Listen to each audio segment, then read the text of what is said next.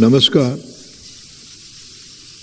जामिया मिलिया इस्लामिया विश्वविद्यालय की centenary convocation में आज उपस्थित भारत के परम सम्माननीय उपराष्ट्रपति माननीय श्री जगदीप धनखड़ जी, मंच पे उपस्थित डॉक्टर सुदेश धनखड़ जी, जामिया के vice chancellor professor Najma Akhtar जी,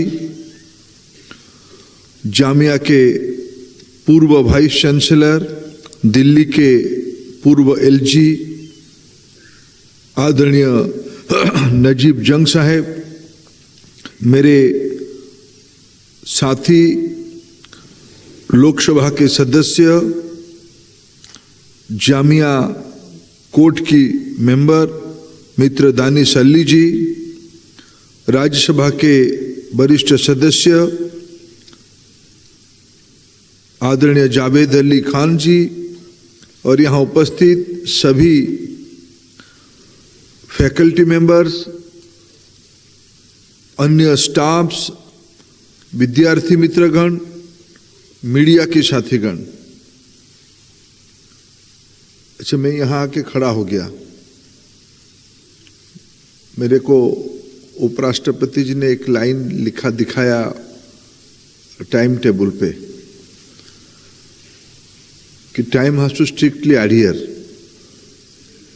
तो हमारी चेयरमैन तो ही राज्यसभा में, तो हमको तो बात को तो ध्यान रहता ही है, लेकिन आज मौका था, शायद ये फिजिकल कन्वोकेशन बहुत सालों के बाद हो रही है, कोरोना के कारण नहीं हो पा रही है, इसलिए स्वाभाविक आदरणीय प्रोफेसर नजमा अख्तर जी थोड़ा इमोशनल होना, भावुक होना स्वाभाविक था। और ऐसे ही टीचर ही तो है, all professor has fix preparation, 45 minutes lecturer, आज वो नहीं हुई। और ये जो शायद हमारे एंकर आदरणीय बहन थी, वो भी उसी मोल्ड पे थी। जो लिखा है, तैयारी किया है, तो पूरा ही तो पढ़ना पड़ेगा। मैं आप सभी के बीच में आके खुद को एनलाइटेड फील करता हूं। मैं कभी जामिया की इतिहास के बारे में जब विद्यार्थी रहते हुए, मित्रों मैं स्टूडेंट मूवमेंट से आया हूं, देश की यूथ मूवमेंट से आया हूं, भली भांति देश की छात्र युवाओं की मनस्थिति और कैंपस में क्या चल रहा है उसके बारे में थोड़ा बहुत खबर तो कई सालों से रखता हूं, आज भी रखता हूं। संयोग से शिक्षा विभाग की काम भी अभी प्रधानमंत्री जी ने मेरे को दिया है। जामिया को जन्म होते हुए 100 साल पूरा हो चुके हैं, 1920, आज 2023। उसी 100 साल में देश आजाद हुआ। आजादी के आंदोलन को बढ़ाने के लिए जामिया बनी थी। आप ही के दिग्दर्शन के कारण, आपकी लीडरशिप के कारण, आपके नेतृत्व के कारण आज आजादी के उपरांत हमने 75 साल जर्नी भी पूरा किए हैं। इसी क्षण में, इसी कार्यकाल के दौरान विश्व में हमने 5 नंबर की इकोनॉमी भी बने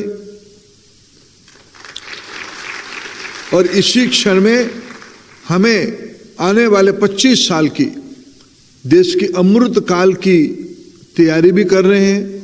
और मेरे मन में कोई संदेह नहीं है, जो आने वाले 25 साल की देश की नेतृत्व जाएगा, जो जर्नी होगा, उसमें से जामिया 1 नंबर स्थान पे रहेगा। इंटेलेक्चुअल लीडरशिप देने में मेरे मन में कोई संदेह नहीं है। भारत एक बहुत पुरानी प्रजातंत्र है, मदर ऑफ डेमोक्रेसी भारत को कहा जाता है। भारत एक नई महाशक्ति करके दुनिया में उभर रही है, ये नई बात नहीं है। भारत सदियों से, मनुष्य सभ्यता के आरंभ से भारत की अपने आप में ह्यूमैनिटी के प्रति सोच है, देन है। अप्स एंड डाउन्स तो लगे रहता है। लेकिन इसमें कोई संदेह नहीं, आज हम एक विशेष परिस्थिति में पहुंचे हैं जब मैं जामिया की कन्वोकेशन में उपस्थित हूं। मित्रों, दो विषय कहूंगा। एक, जिसके बारे में आदरणीय वाइस चांसलर मैडम ने कहा कि हम सभी लोग मिलके 2020 में ठीक 100 साल बाद जामिया की स्थापना के देश में राष्ट्रीय शिक्षा नीति बनी है।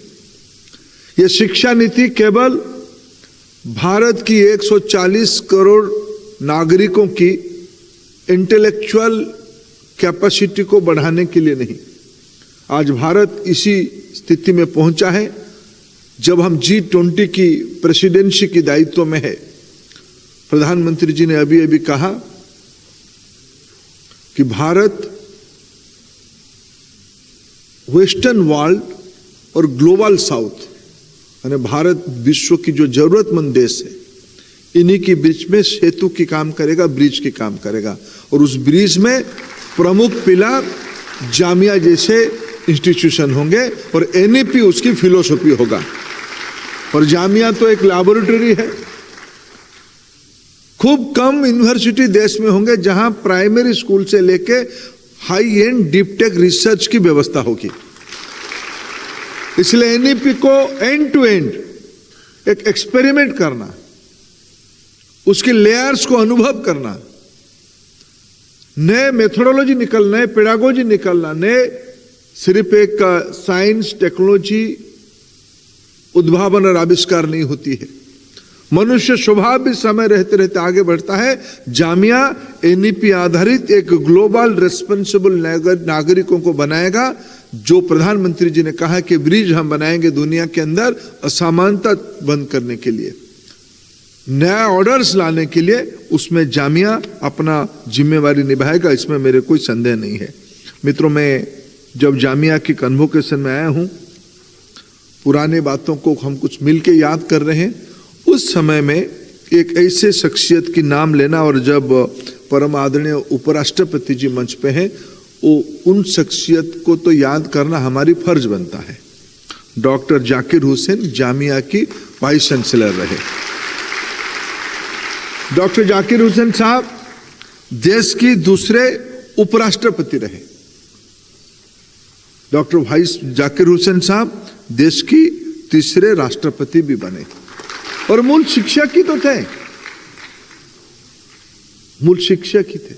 जब उन्होंने राज्यसभा में अपने दायित्व ग्रहण किया, उस कुर्सी पे बैठे जहां आज आदरणीय धनखड़ साहब बैठे हैं, तब उन्होंने अपना जो बयान दिया था उसको मैं आज के सामने, ऐसे वो बयान नया तो नहीं, आपने कई बार पढ़ा होगा, लेकिन मैं आज कन्वोकेशन में उस बात को उल्लेख करना, कोट करना उचित मानता हूं। उसी में शायद NEP है, उसी में शायद प्रधानमंत्री जी की विजन है, उसी में शायद 140 करोड़ देशवासियों की कमिटमेंट है। Quote, education is the life breath of our democratic life. A people as old as young as ours can justifiably look upon education as the chief informative force of their life. It is education that can give us a common vision of the future. We are striving to fashion and generate in us the intellectual and moral energy to fashion it. आगे कहते हूँ, education alone can preserve the old values worth preserving. जो मूल्यों को कभी कभी मनुष्य इसी विषय में उलझता है, समाज इसी विषय में उलझता है, क्या पुराने वैल्यू को छोड़ देना है क्या? लेकिन डॉक्टर जाकिर हुसैन कहते हैं कि एजुकेशन हमको दृष्टि देता है कौन सी पुराने वैल्यू को पकड़ के रखना, किसी को छोड़ना, वो जजमेंट एजुकेशन ही हमको देता है। वो आगे कहते हैं, education alone can give us a new values worth striving for the future, unquote. भविष्य में कौन सी विषय को हमें ग्रहण करना है, इसी की ज्ञान भी हमें एजुकेशन देती है। मित्रों, हमें सोचने की आवश्यकता है। देश में RTE लागू है, देश में NEP लागू है, देश में टेक्नोलॉजी तेजी से अनफोल्ड हो रहा है, संघर्ष चल रहा है। ChatGPT ह्यूमन इंटेलिजेंस को कितना ओवरपावर कर रहा है, इस विषय में शायद डॉक्टर जाकिर हुसैन साहब की उस बयान, उस मार्गदर्शन, उस प्रेरणादायी दो शब्द, शिक्षा वो विधा है जो पुराने कौन सी मूल्यों को हम लेके आधार बनाए, शिक्षा वो विधा है जो भविष्य को देखने के लिए कौन सी रास्ता अपनाए, इसी की समीक्षा करना, मीमांसा करना माध्यम की नाम है एजुकेशन। मैं अंत में इतना कहूं, आज सारा विश्व भारत की ओर देख रहा है, भारत की व्यवस्था की ओर देख रहा है। उस व्यवस्था और अपेक्षा को पूरा करने की माध्यम एजुकेशन के अलावा, ज्ञान के अलावा कोई नहीं है। मैं आज जब हम उपराष्ट्रपति जी के साथ कुछ क्षण कुछ विषय पे उलझ गए थे, तब आपके अंदर खूब ताली हुई। मैं समझ नहीं पाया, हम दोनों हक्के बक्के रह के हुआ क्या मामला, ऐसा कौन सी अच्छी चीज हो गई कि आपने इतना आपने स्नेह दिखाया या आपने इतना हर्ष प्रकट किया। जाते जाते शायद शिक्षक तो है ही, कान पकड़ना उनकी आदत ही है, ऐसे मेरे बड़ी बहन भी है, तो उन्होंने भीशी मैडम ने कहा कि देखो ये आपने चिट्ठी दिया है मेडिकल कॉलेज के बारे में। आज ये चिट्ठी उनको मिला है 12 जुलाई को। हम सभी के कमिटमेंट में हमें जामिया को एक हॉस्पिटल नहीं बनाना है, विश्व की स्वास्थ्य समस्या की एडवांस रिसर्च सेंटर बनाना है। यही हम सभी के कमिटमेंट हो। मैं फिर जो मेडल आज लेंगे, जिनको आज डिग्री मिलेगी, उन सभी को शुभेच्छा देता हूं। आपकी जीवन सिर्फ आपके तक सीमित ना रहे, इस मनुष्यता के लिए, इस मानवता के लिए, इस ब्रह्मांड के लिए आपकी कमिटमेंट रहे। बहुत बहुत धन्यवाद।